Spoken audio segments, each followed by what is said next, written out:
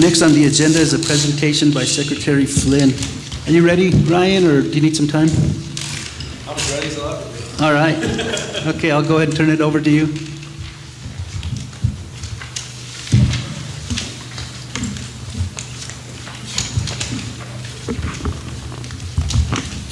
Well, I'm on the agenda. Can you all hear me okay? Can everyone hear me okay, or should I speak? Okay. I'm on the agenda to talk about the consent order, so I certainly plan to address that. I thought I'd start the discussion, though, with providing an update on the framework agreement, since that was the last time I appeared here before the Citizens Advisory Board. And I think there's been a lot of outstanding progress that's been made on the framework agreement. So I'd like to begin by discussing the framework agreement.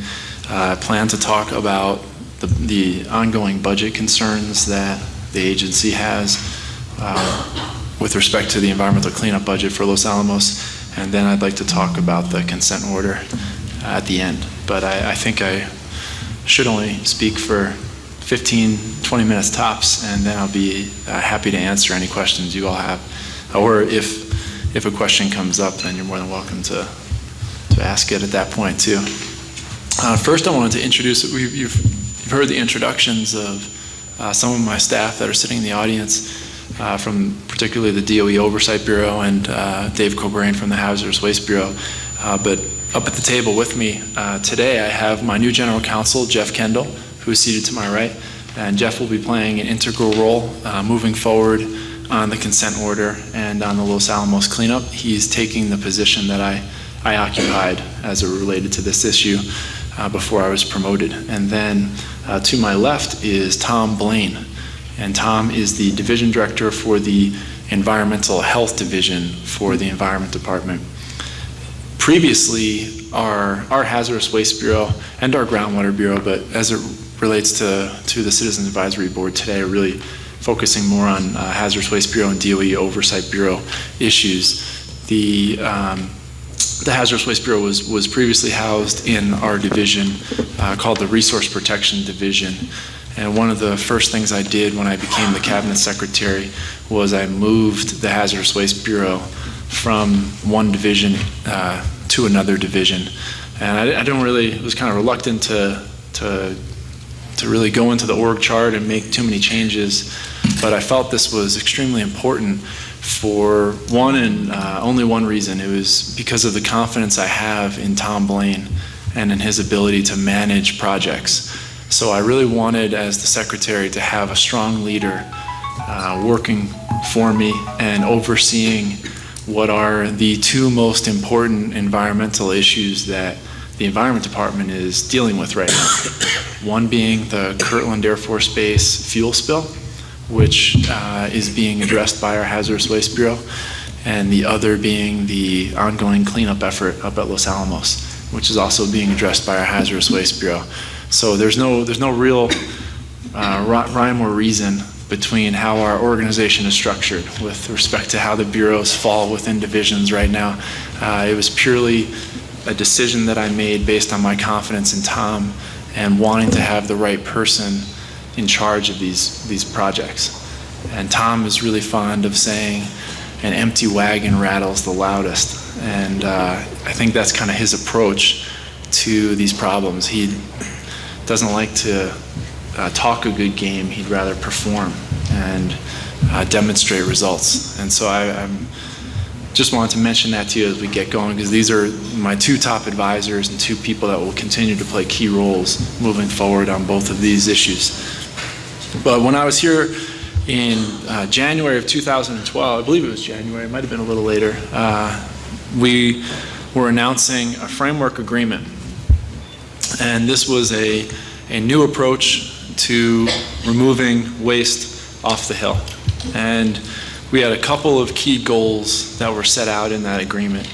The most prominent being the removal of the transuranic waste, the 3706 cubic meters of transuranic waste that was currently being stored above ground up at Los Alamos, to have that fully removed by June of next year.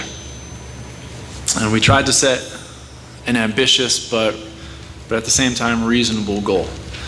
And at the time, we knew that the budget was going to be something we were all kind of grappling with, some of the budget realities we were facing.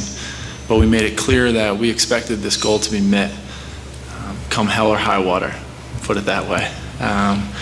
We set this goal, and we really wanted to show that we can work together with the Department of Energy and prove to New Mexicans that we take our cleanup role very seriously as a regulator, and we wanted to demonstrate success. And this wasn't a layup, and we still haven't completed this goal. But I am very, very pleased with the results that we've seen thus far. In 2012, Los Alamos set a record for the number of shipments of transuranic waste from Los Alamos to WIPP. And that number was 230. And it was 59 more shipments than their previous record. Los Alamos is processing waste in 4 facilities up at the lab, and they're working 7 days a week. Monday through Friday, they're working around the clock, 24 hours a day. Simply put, we've been able to do more meaningful environmental cleanup in the past year and a half up at Los Alamos than we had in the previous 6 years under the consent order. And I applaud the efforts of the Department of Energy and their staff to make this a priority and to show results.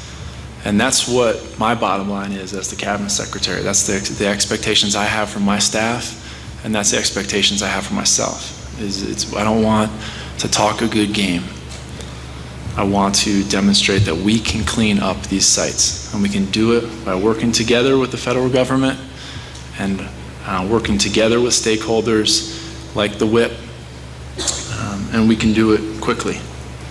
Now, the original date that the Department of Energy and the state had agreed upon for completing all of the cleanup up at Los Alamos was by the end of 2015.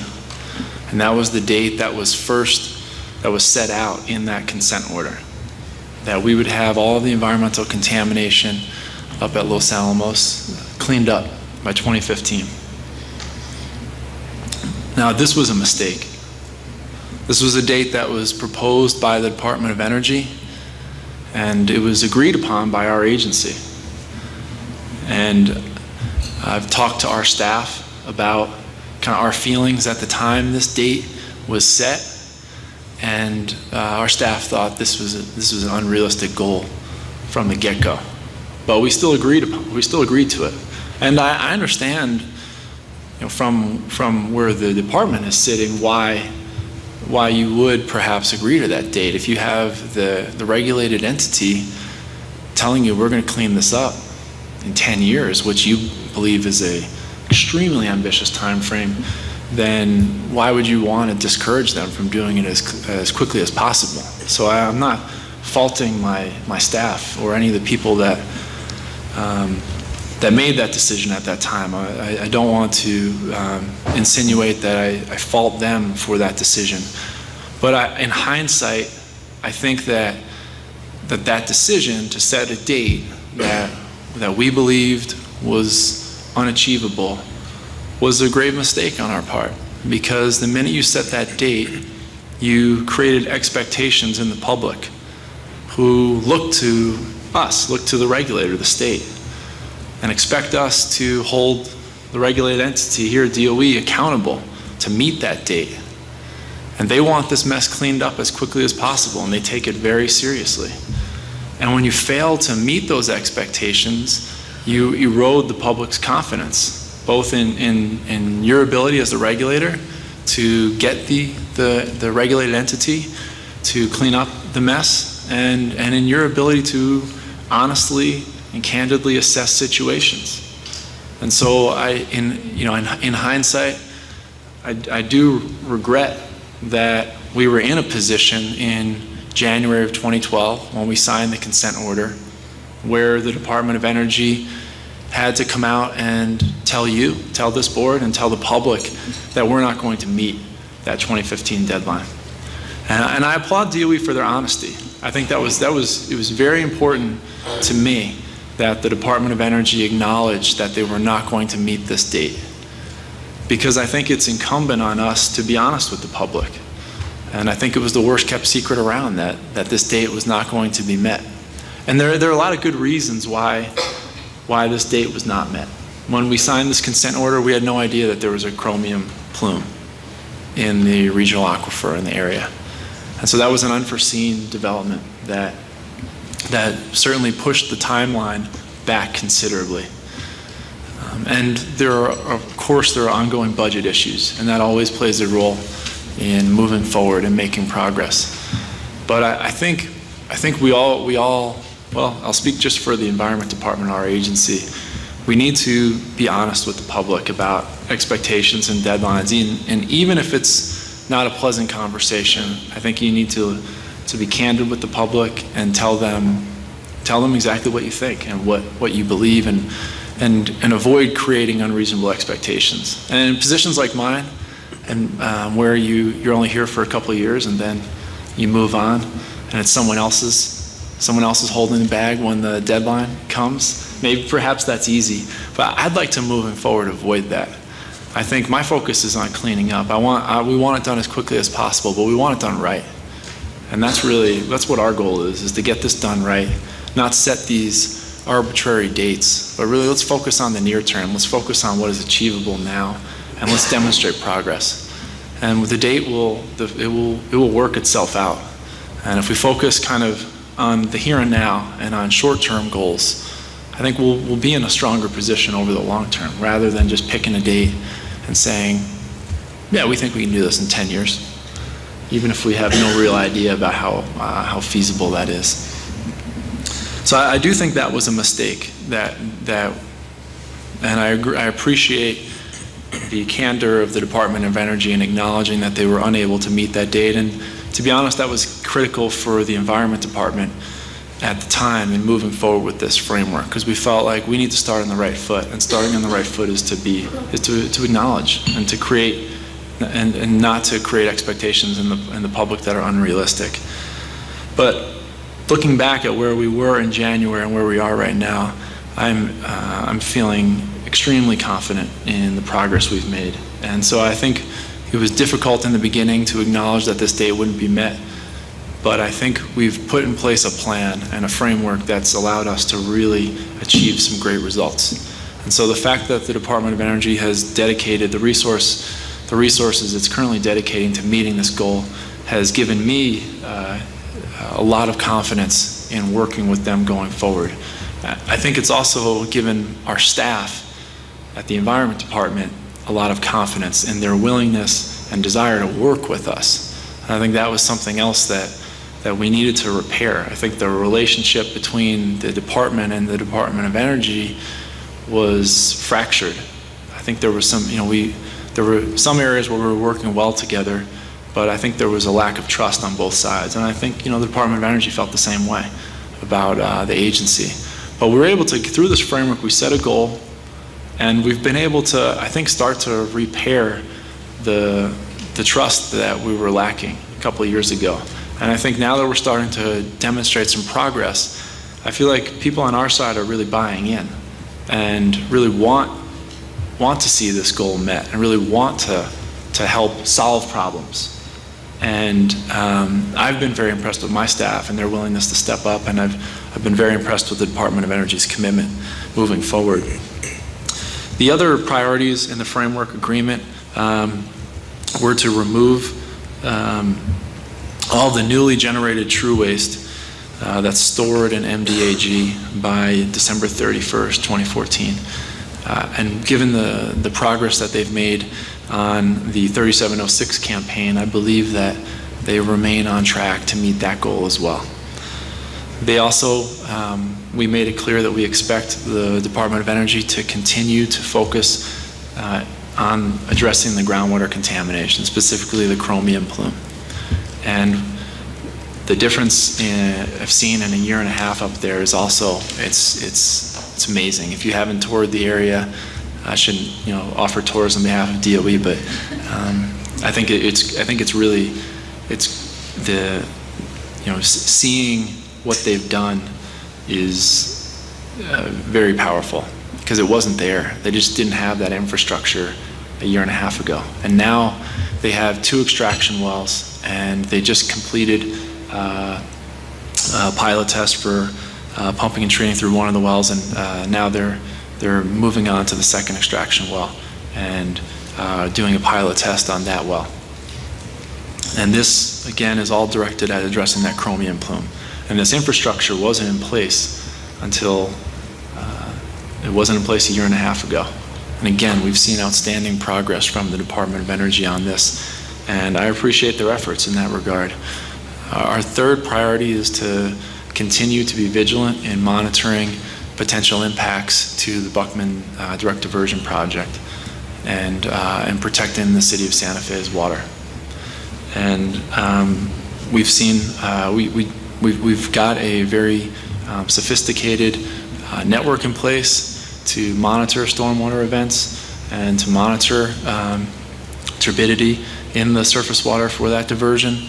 And we continue to monitor that, and we're very confident in the infrastructure and the work that we've done to make sure that there will be no threats to the city of Santa Fe's public water. I'm sorry, I believe it's not just the city, it's also the Santa Fe County as well. So we're very, very pleased with the framework, and we believe it has been successful so far. But I don't want to start dancing before we've crossed the goal line here. So I think it's important to let my colleagues at DOE, who are sitting, some of which are sitting at the table, know that while we're very, very pleased, we're not satisfied. And we won't be satisfied with respect to this particular framework until they've completed all the goals that are set forth there. So while we applaud all their efforts, and we're very happy with the work and dedication we've seen so far, we expect them to keep it going and to keep the momentum moving forward. Wanted to next talk about the funding, and basically we just want more money for cleanup, in a nutshell. And I think I'm preaching in the choir here when I say that. But we continue to remain concerned about the impact that a continuing resolution has on environmental cleanup up at Los Alamos. I've met with officials from other states who share similar concerns to us. Unlike those other states, we were able to have the, I don't know if it was unprecedented, but it was highly unusual move where the Department of Energy reprogrammed $45 million of additional funding to addressing the environmental cleanup up at Los Alamos. And I believe I met with the OMB back in Washington, D.C. I was with a number of representatives from Governor Martinez's office, and we were involved in discussions for months related to the reprogramming request. And based on my meeting with the appropriators with OMB, I really believe that the success we've had on this framework agreement played a direct role in the confidence they had in allowing this funding to move forward. I also believe that the confidence that headquarters had in the path forward with the state allowed them to make the decision that we're going to take money from some other areas and dedicate it to Los Alamos, that we're worth the investment, that money will go toward to cleaning up, which is what we want. But right now, with the continuing resolution and sequestration, I believe the budget for cleanup is at about $173 million. Under just a continuing resolution without sequestration, it's about $188 million. For last year, with that reprogramming, we were able to have about $213 million for the environmental cleanup. Under President Obama's budget for FY14, he had asked for $220 million for the cleanup. What the governor and the congressional delegation would like is $255 million for the cleanup. So you can see there's a pretty big gap between what we'd like and what we're getting. And when you compare what we get with what other sites get, such as Savannah River in South Carolina and Hanford in Washington, our $200 million is peanuts. It's, you know, it's minuscule compared to the billion or billions that they get. Now, I wouldn't trade, you know, some of the problems they have. Having been to Savannah River and seeing all the water they've got running through that site, I don't envy some of the problems that they have there. But I do think that Los Alamos is extremely important in the DOE complex, and I do believe that funding for the Los Alamos needs to be sustained at a high level. My goal is, you know, I come at this purely from the Environment Department's angle, which is we want this environmental cleanup work done as efficiently as possible. But, you know, I do recognize that there are other benefits for keeping us at full funding as well, and it does impact the local economy when we're able to operate at full funding levels, and the contractors that DOE works with are able to fully utilize all of their funding to do cleanup. There is most certainly an economic benefit as well.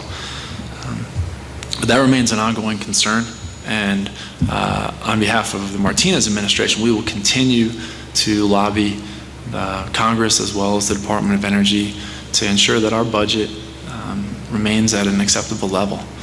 And that it's an ongoing concern, and I would ask you, citizen leaders in this area, to work with your legislators and your local leaders to continue to voice support for keeping sustained budget funding for Los Alamos. There was some really great efforts of local legislators as well as our federal representatives in kind of conveying how important it is to keep funding at Los Alamos at an appropriate level. And that made a difference. Based on the discussions I had, that was something that really was powerful to people in DC. We haven't always had a reputation of being able to, of being supportive of the lab or being able to speak in one voice. And while we can certainly disagree about certain aspects of cleanup and perhaps priorities and those types of things, I think we can all agree that we want there to be robust funding for environmental cleanup at Los Alamos. So I would encourage you to continue to work with your leaders and anything this board can do to continue to make sure that they hear back in DC how important it is to sustain funding for Los Alamos. Last but not least, the consent order. As I mentioned, the Department of Energy acknowledged when we started this process with the framework agreement that they could not meet the completion date set in the consent order. In order to change the schedule to address that completion date, we would have to go through a modification of the consent order. At the time, we acknowledged that we would reconsider the consent order at the appropriate time. We indicated that how Department of Energy performs under the framework agreement will influence how we move forward with any revisions to the consent order. And that remains the position of the Environment Department today. We have not yet to engage in any negotiations related to changing the consent order. We believe at this point it's still premature to engage in those discussions, but we do recognize that if we continue to see the progress and the framework agreement if it is successfully executed, then we will absolutely need to revisit the consent order and set a new schedule. Just want to talk kind of generally in terms of concepts, because I would not want to prejudge how we would make a decision on the consent order. I would indicate, well, first and foremost, if and when we were to engage in any, if and when we were to consider changes to the consent order, there will be an opportunity for robust public participation in that process. There will be public comment on any changes to the consent order. There will at least be one public meeting. I anticipate there will be more than one public meeting. And there will be a full opportunity for the public to participate in this decision and to make their feelings known. Again, I don't want to prejudge or predetermine exactly what sort of changes we would make to the document, but I will say that I like this, just kind of consistent with my previous statements. I really like what we've done with the framework agreement. I like a risk-based approach. I like having the department identify these are our highest priorities based on risk. And I like the idea of milestones, like short-term campaigns, if you will. Like this framework agreement where we have it was a short-term campaign to address this one area that we felt was a high priority. And I felt like breaking down this really complex and kind of overwhelming project into smaller, manageable tasks and address those smaller, manageable tasks in a way that's prioritizing the highest risk and moving down the line makes the most sense moving forward. Rather than just saying, okay, the date was 2015, the date's now going to be 20X. I think it's more important to make sure that we move forward in a deliberate, intelligent, and risk-based manner. And so that's my, those are just my kind of personal feelings about if we were to change the schedule on the consent order, how I would like to see that schedule go. A risk-based approach and focusing on short-term, manageable goals. One of the things that I think bogged down the department and Los Alamos was that I think we kind of were all over the place in trying to do the work under the consent order. I don't think we were kind of focusing on, this is our campaign, like what we have right now with the framework agreement. Get the TRU off the hill by this date. There's a clear objective, a clear goal there. And everyone understands what that goal is. And they're able to then kind of take ownership and move on that. And then we leave it up to the regulated entity to figure out how they're going to meet that goal. But we define that goal and then try to kind of get out of their way and let them accomplish that goal. I think kind of in the past, maybe we were all over the all over the facility and focusing on many, many different problems. And I think that if you kind of have too broad a scope, you're really not able to, first of all, focus resources. And then it takes a much longer time to demonstrate progress. And I think that demonstrating progress is critical, not just to the public, but also to staff, like for us, and I think for DOE, that when you're able to say, hey, last year we did this year we broke a record, that feels good. I think people buy into that and get excited about it, and it allows you to kind of move forward and really demonstrate some good progress. When you're kind of managing a bunch of different projects all at once and you have a lot of balls in the air and you're not able to kind of articulate, this is exactly how much progress we've made on this issue this year, that it can be a little bit deflating. You can, I think you can understand why people would start to feel like, well, we're kind of getting bogged down or we're in a rut. So I do like this idea of what we've done with the framework agreement, where we've used a risk-based model and we focused on short-term campaigns, and I think the process has been a success. So I'm optimistic that if they do complete the framework agreement and we were to move forward, that's the type of direction that the Environment Department would be very interested in seeing how we can incorporate more into the consent order moving forward.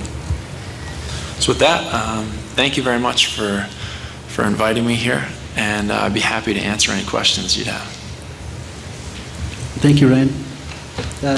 Jeff and Pete, would you like to reply? Anything? Mr. Chairman, thank you. Pete Majori from the Department of Energy. I just wanted to thank Secretary Flynn for his comments and observations and leadership. I think we have done a lot of great work up there under the framework agreement. A lot of important hard work is yet ahead of us, and Mr. Secretary, I just want to reassure you that we're not taking anything for granted either, that you're right, it wasn't a layup, and we're still working real hard to meet those milestones. So, thank you. one of the other things that I wanted to mention, Ryan, in your modest presentation, is that right now, the environment has a really good working relationship with the labs, and the approach that Secretary Flynn has is that he wants to use the funding, which is very limited, for actual cleanup work, and really opposes applying fines, which he could have done so many times. And I really appreciate that approach of looking at funding as a cleanup tool and not a way to collect money. And also to thank you for granting so many extensions on the consent order already. I know that there's plenty of extensions out there that you've granted based on that, and so we really appreciate that very much. Questions from the board? Yes. Oh, hold on, before I get there, Jeff. I just kind of want to, you know, our people are really excited about the progress too. I mean, it's kind of an overall team or partnership in what we've put together. But you know, I'd like to think, and as the Secretary Flynn talked about, success begets success, and what we're looking at is really kind of modeling what we've done on 3706 and what we've done in moving forward with the chromium contamination cleanup to other areas of cleanup across the laboratory in the same type of approach. But I think the other thing that's essential in this shorter term success and getting real work done is it hugely affects our ability to get funding in the next year. And appropriators are much more willing to fund projects and fund work that provide value, that show results, and being able to have an approach that's getting the work done, but then can very visibly show that, I think is critical for our path going forward. So I appreciate the remarks. I don't know that we're shooting long three-point shots at this time, but they're certainly not, they're not layups. And like you said, there's as you kind of referenced, the hours that we're working, there's a lot of people that are working really, really hard to make this happen, and they're the ones that really deserve the credit as we move forward on this. So thank you, Carlos. Thank you, Jeff. If I could just respond to the point Jeff made too. Well, first of all, I would point out that I would embarrass Jeff a little bit. We were a little nervous when Michael Graham left the facility. We had a good relationship with Michael. Michael is really doing a great job, and we obviously have confidence in Pete and all the staff that we were working with up there. But we were a little worried. And I'm sure they were worried when Dave Martin left too. So change can always be a little bit of a concern. But we've been very impressed, first of all, with Jeff. Jeff he was kind of the perfect person to come in and do this job. So I've been extremely impressed with his dedication. On the funding side, you know, we're working together and we're trying to accomplish a common goal, but we're still the regulator, and our job is to hold, is really to hold DOE accountable and to move forward to ensure that progress is made. And so we trust but verify, and we had heard a lot of stories about the lack of confidence that the appropriators had in Los Alamos. But we thought it was important. We didn't want to take DOE's word for it. And we believed them, but we wanted to trust but verify. So we went and met with the Office of Management and Budget and met with some of the key staffers for key congressional committees. And Jeff is absolutely right. That was the sentiment we received over and over again, which is we don't want to just throw good money down a hole. And they felt like they had really lost confidence in New Mexico and in DOE's ability to clean up the site and work with the state. And so there was a reluctance to I can assure you that $45 million of reprogramming never would have materialized without the progress of the framework agreement. That the fact that we were able to show that we have a plan, that we're moving forward, and that we as a regulator are pleased with where this is going, I think that gave a lot of confidence in the appropriators that this is an investment that's worth making. And we do need to hold the Department of Energy accountable, and we recognize that. But it's easier to write a check than it is to actually go out and clean up and perform the work. You can line item some penalties and just kind of say, oh, this is going to be part of our operating expenses, but you're taking that money away from cleanup. So we absolutely do agree with, we want every dollar that's been appropriated to be spent on cleanup. And I couldn't agree more with Jeff that, that was the sentiment I heard repeatedly when we went to DC and met with a variety of different people, was they felt like New Mexico was a bad investment, that we're just going to send money there and it's going to one way or another end up in the general fund for the state, and it's not going to actually clean anything up. So I do absolutely agree with that statement, that without the confidence from the appropriator in our path forward, we would not be wouldn't have gotten that $45 million. And I'm hopeful that we'll be able to continue to see that number. Like I said, I'd like that number at closer to $250 million, not south of 200. Thanks. Unfortunately, for the fiscal year beginning 14, I think Los Alamos is having to start at, because of continuing resolution, like around 170. So they're going to have their work cut out for them. Yeah. Okay, let's go to questions from the committee, and we'll go ahead and start with you, Bob. Okay, let me see. Is this the right? It's on. I'm curious about the chromium plume. How do you determine that there is an acceptable endpoint to the chromium plume problem? Well, I'll start, and then I'll pass it over to Tom Blaine, the division director. But I think first of all, groundwater contamination is a long-term. The cleaning up groundwater contamination it's not a short-term endeavor. It's going to be a long-term effort. Sorry, the noise was, I was wondering if my phone or something was too close to the microphone. With respect to the chromium, I think the goals are, number one is containment. We want to contain the plume that's there. I mean, you first of all, you want to eliminate the source with any type of groundwater cleanup effort. Second is we want to try to contain the contamination that's there.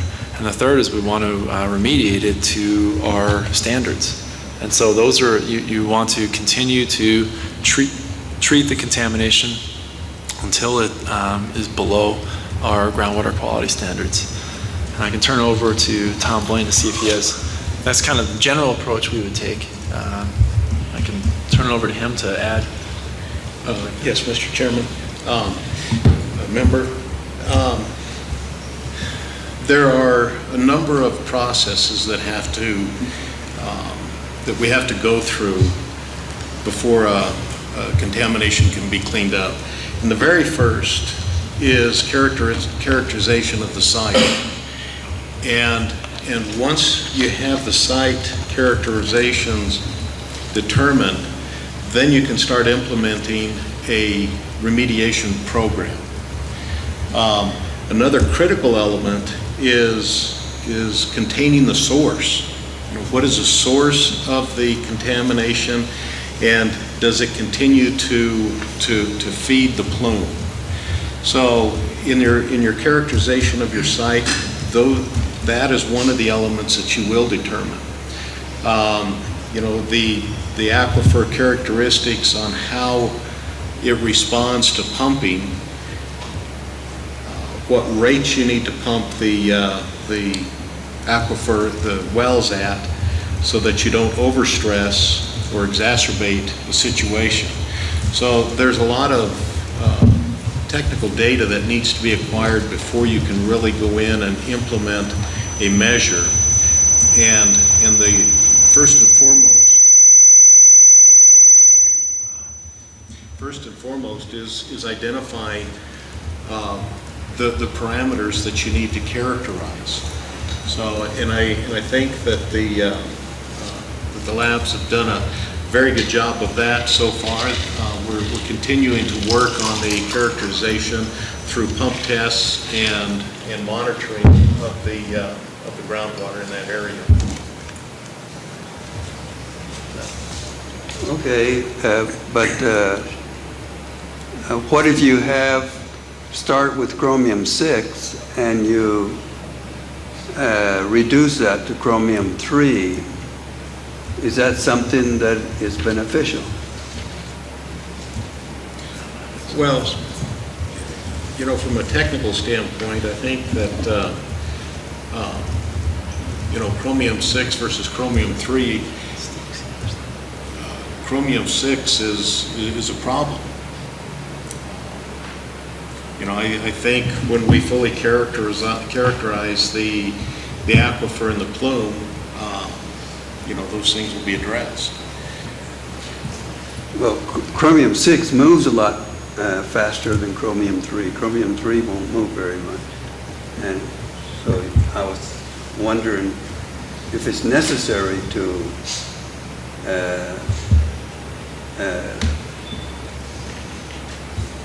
reduce the chromium-6 that is mobile to chromium-3. Well, you know, I think that if we had if it was completely up to me and I had something that I could just magically change that Chrome-6 to Chrome-3, absolutely. That would be the absolute safest thing to do immediately. But we don't know how to do that until we have the site fully characterized. The reduction of the Chrome-6 to Chrome-3, you know, will happen naturally. And you know, the problem that we're addressing now is the Chrome-6. You know, I wish we could tie all the Chrome-6 up and convert it to Chrome-3 and have it immobile. And that's part of what we're studying.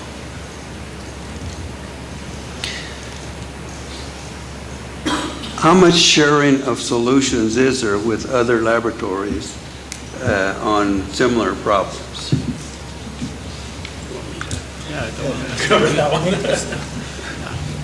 So specifically on the chromium contamination, the work we started out with, Savannah River really runs for DOE, the National Environmental Laboratory. So plus they have a plethora of water contamination and pump and treat systems that are operating at that laboratory.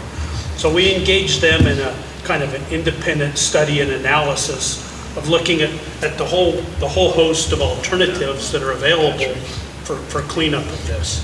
And so we did that about a year ago. There's an independent report that was prepared from that team and was really coordinated from the Department of Energy as opposed to specifically from the contractor at the laboratory. So that information, I believe, is available. Recently, through all of the work that we've now done and looking at things like Secretary and Tom have talked about, things like natural attenuation to go from Chrome-3 to Chrome-6 and really looking at things like the reducing conditions in the aquifer.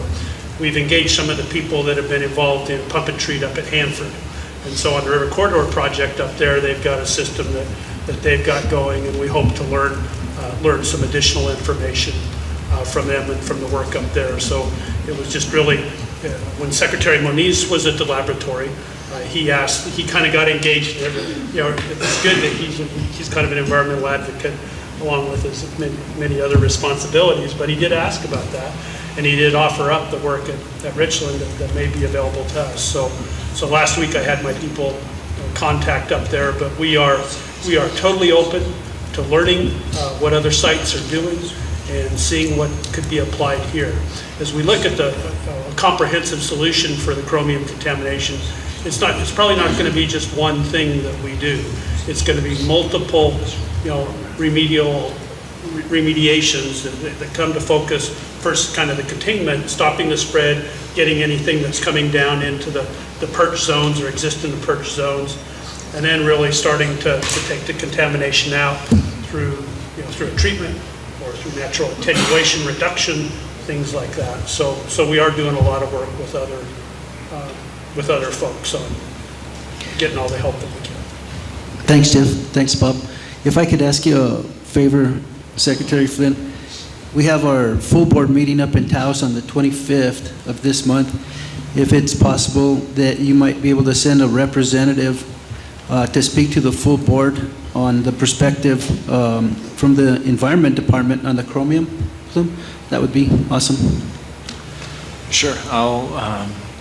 There'll probably be one or two of the people that are sitting in the audience and my staff Okay. Yeah. who I'll be sending up there. That would be great. Absolutely. Yeah, just give me the information and we'll be happy to talk about that. Okay. Steve? Yes, this is a slight diversion. One of the reasons that the 3706 campaign has been able to be successful is that there is a place to take that waste, namely WIP. Currently, there is a request, as I understand it, to modify the WIP permit, which would allow it to take some additional kinds of waste with somewhat unknown consequences. And I know you've put it on a track for a decision at some point, but I wonder if you could speak at all to the schedule which we might expect for dealing with this request in terms of public meetings or other information. Not what you're going to decide, but simply what the schedule would be to make the decision. Sure, I'll try. It's difficult because we're to talk about a process that hasn't yet begun. So I think until you actually know, the process will in some ways be governed by the changes we're making in the document. If we're just talking about changes to the schedule itself, I think the public process, there's a 60-day comment period. There is an opportunity to request a public hearing. The department responds to all of those comments. During the comment period, I believe between days 15 and 45, there will be a public meeting held. So, it's difficult to kind of talk specifically though about a schedule until we understand kind of what sort of changes we would be making to the document. And at this point, we haven't really got there yet. I do think that it's not a short-term process. I think it's something, probably about a 9-month process from start to finish. If we work hard and we're efficient, each public comment we receive, we have to respond to, and we have to consider, if we try to negotiate issues, if there's disagreement in advance of a public hearing, we try to negotiate with stakeholders to narrow those issues, hopefully eliminate them, but many times that's not possible. So you try to narrow as many of those issues down as possible. So I'm sorry, I'm speaking kind of generally. It's just I'm not really in a position to be able to kind of give you a set schedule at this point until we know more about what we're dealing with. Okay. Thank you. Do you know when we might expect a schedule? I think as soon as we're ready to start sitting down and have discussions, we'd come out with a schedule. Once a modification is made, like a proposed modification, that would be publicly noticed under the current consent order process. And I think at that time we would be in a better position to assess exactly what a schedule would look like going forward. It's difficult with, there's a saying that my father was really fond of called men plan and God laughs. And so we're kind of in that, just as it's difficult to set a cleanup schedule when you don't know what kind of, exactly the nature and the extent of the contamination you're dealing with, it is really kind of difficult to set a schedule on a legal process when you don't know really the nature, the extent of the changes that you're dealing with. So I do think that at the time, once we kind of know what types of changes are being contemplated, then we'll be in a better position to set out a kind of a reasonable plan. And I do think it's about a 9-month process. It could take longer depending on how acrimonious the changes are. But I think, if we move efficiently, it's about a 9-month process. Thank you, Steve. Thanks for your honesty on that one. Ryan? Manuel? Mr. Chair, Steve beat me to the punch, so I won't ask any questions. But I will make a couple of comments. Secretary Flynn, first off, thank you for your briefing. It's a breath of fresh air knowing that if you look around, we don't have any empty seats. The collusion between the two entities, NMED and also the folks from DOE, it goes to show that it's a different climate, and we're all sitting here with a common cause. We have one goal. In my opinion, I think that's big strides that we've made, not only as a board, but also as a federal entity and as a state entity. And the one thing I do ask is let's not get complacent. Secondly and finally, I've worked with Mr. Tom Blaine there in the past, so you got yourself a heck of a project manager. That's all I have, Mr. Chair. Thank you, Manuel. Allison? Thank you for being here, Secretary Flynn. Thanks. I work in public relations, so I'm often an advocate for the public and simplifying things a little bit. And a lot of times in these meetings, the topics we talk about are so big and have so many players. We talk a lot about the how, and we think about the lack of information and how we would deal with things once that information comes forward. And what I'd like to ask you a little bit about is to fill in the blanks, even though the information isn't there, perhaps in a hypothetical scenario kind of a way on the chromium issue. And with that preface, the way I'm going to ask that question is what I'm hearing is obviously not continuing to put chromium into the aquifer is the first step. And I understand that's not happening anymore because they don't flush the tanks with chromium anymore. So then containment is the next thing. So in order to understand how containment is measured and how what makes the most useful way to characterize the evidence that containment has occurred, for me as just a person of average knowledge of hydrogeology, I think, wow, if there's underground water in the rocks and stuff, you can't put an underground fence around that. So I wonder what containment means. And I'm not asking you to say X, Y, and Z has to happen, but I'm saying what might it look like to say containment has been achieved. And then, of course, characterization and remediation, in my mind, would be natural follow-ons to that. But with an elementary knowledge of hydrogeology, the containment question is difficult for me without an example of maybe what containment has looked like in other situations similar to ours. Does that seem clear enough? Yeah, no, it's a good question. It's crystal clear. I'm going to confess to some of my own shortcomings here. I'm a lawyer by trade, so your elementary knowledge of hydrogeology might exceed my limited knowledge. Which is why we have outstanding, we hire smart people, and we steal occasionally. I'm looking at one in the audience. We steal people from the lab occasionally too. But in my understanding, and they can jump up and correct me, well, two points. One is we can't evaluate containment until we understand the nature and the extent of the plume, and that was what Tom Blaine was talking a little bit about. We've got some really good information on the plume, but there's still more information we need to acquire. I don't think we really, you can correct me again if I'm wrong, but I don't think we really know where the toe of the plume is. And there's a monitoring well that we've been working in consultation with the San Ildefonso Pueblo about installing that. We've got a lot of good data, but we still have a gap that we really need to fill. So I don't think we can even get to the portion. And Patrick, you can speak in a minute too if you want. I'd be happy to have you jump in and take a complex problem and simplify it. But I think there's still some data that we need to acquire, number one. Number two, my understanding of containment and the way I'm referring to that is we want to stabilize the contamination.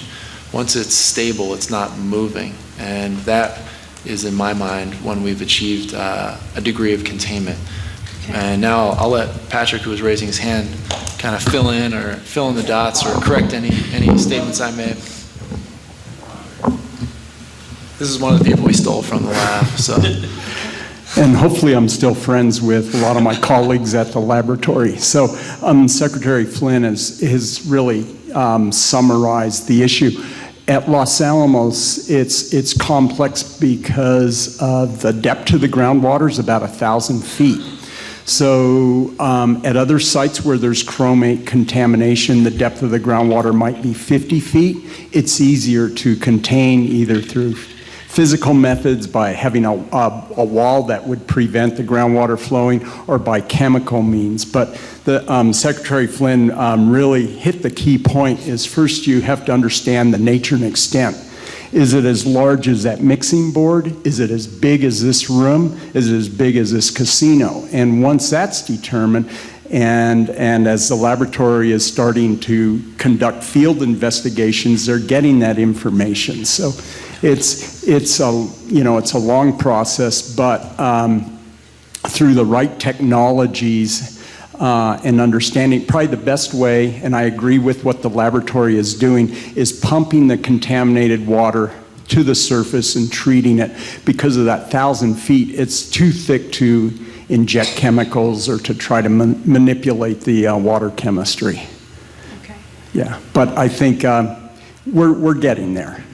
So the small achievable risk-based milestone that you'd like to apply to the chromium project, if you were to use the 3706 approach on this project, would be what kind of goal on containment? First, the most important goal right now is characterization.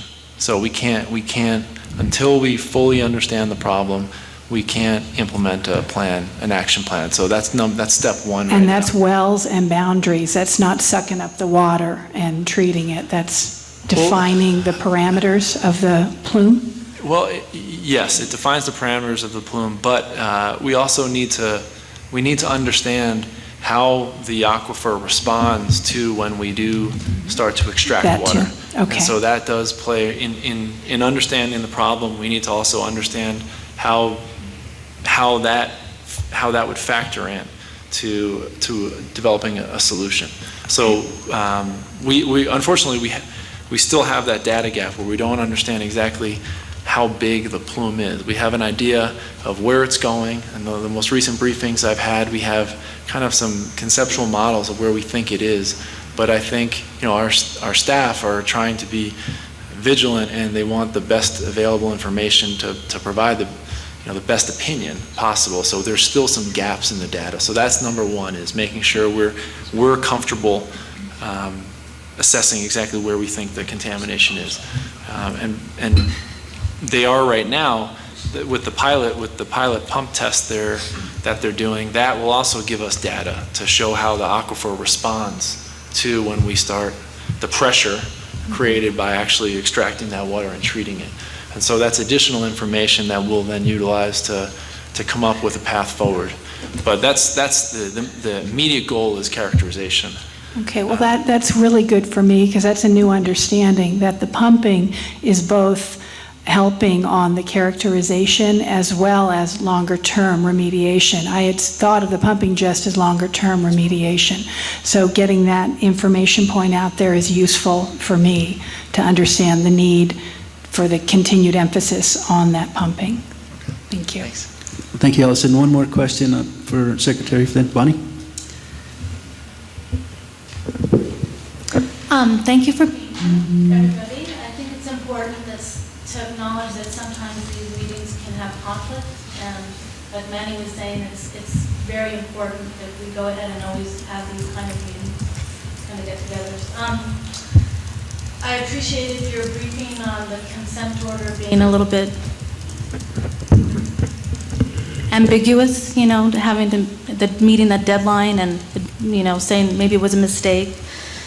And your acknowledgement and that the short-term campaign, risk-based campaigns really do work, and I think just in my short time period here, I've noticed how effective that's been, certainly from Lee Bishop has really kept us up to date on that. So thank you, and maybe we can gear towards that if that's very effective, like you were saying. Then I have a question, and the question is, could you speak to a little bit, if you're familiar with the mercury storage facility that's been proposed down in Andrews, Texas? And then possibly, maybe they're talking about putting some of that mercury in WIP, and how familiar you are, or what's going on with that, if anybody knows. You know, I have to confess that that's I'm generally familiar with the issue. Dave Martin, my predecessor, was very involved in that, and I just am not comfortable. I would be happy to get you more information on that. Obviously, any decision to move waste that would invoke our jurisdiction as the regulator, we would be actively involved in, and to date, we have not started considering that proposal from a regulatory perspective.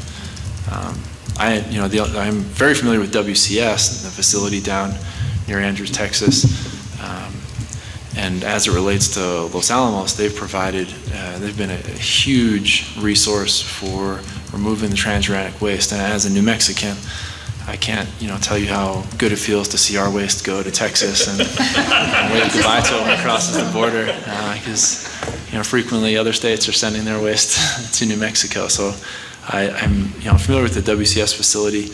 I'm not really sure if the mercury facility you're talking about is affiliated with WCS or not, but perhaps Lee will jump in. Just to get as many ears on that subject is really my purpose in bringing that to the attention. Sure. So let me address that real quickly. That's still a department action. It's still in the NEPA process. They issued a draft environmental impact statement out based on comments they received in the public comment period. They decided to evaluate several other additional sites in southeast New Mexico, including the original site at a location at or near the Waste Control Specialist facility.